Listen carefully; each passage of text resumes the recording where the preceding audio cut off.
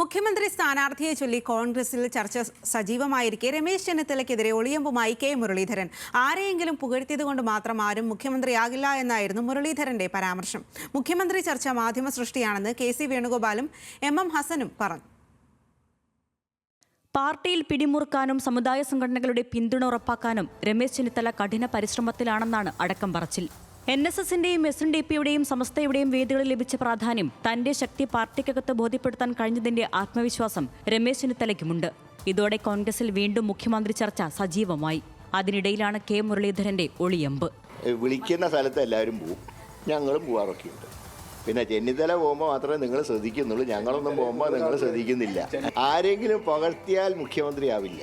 അതിന് കോൺഗ്രസിന് ചില ചിട്ടവട്ടങ്ങളൊക്കെയുണ്ട്. എന്നാൽ തദ്ദേശ തെരഞ്ഞെടുപ്പ് പോലും കഴിയുന്നതിന് മുൻപേയുള്ള ഈ ചർച്ച അനവസരത്തിലാണെന്നാണ് മറ്റ് നേതാക്കളുടെ നിലപാട്.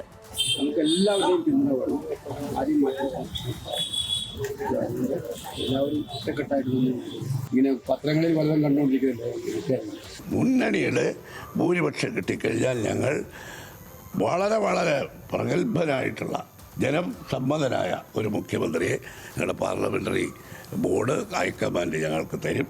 മുഖ്യമന്ത്രിയെ മുസ്ലിം ലീഗ് നിശ്ചയിച്ച് നൽകാറില്ലെന്നാണ് മുസ്ലിം ലീഗ് നേതാവ് M.K. മുനീർ പ്രതികരിച്ചത്. പുകഴ്ത്തിയത് കൊണ്ട് തീരുമാനത്തിലെത്തിയെന്ന് പറയാനാകില്ലെന്നും M.K. മുനീർ. വേറൊരാളുടെ മുഖ്യമന്ത്രിയെ ഒരിക്കലും മുസ്ലിം ലീഗ് നിശ്ചയിച്ച് കൊടുക്കാറില്ലല്ലോ. അങ്ങനൊരു പാരമ്പര്യം നമുക്കില്ല. അത് അവരുടെ AICC ആലോചിച്ച് അവരുടെ പാർട്ടിയുടെ തീരുമാനമാണ്. ആ തീരുമാനം വന്ന ശേഷം മുസ്ലിം ലീഗ് അതിൻ്റെ കൂടെ നിൽക്കാറാണ് സാധാരണ ചെയ്യാറുള്ളത്. മുഖ്യമന്ത്രി കസേരയ്ക്കായുള്ള കോൺഗ്രസിലെ മത്സരം തെരഞ്ഞെടുപ്പിന് മുൻപേ തന്നെ കൊഴുക്കുമെന്ന സൂചനയാണ് ഇപ്പോഴേ തുടങ്ങിയ ഈ ചർച്ചകൾ നൽകുന്നത്.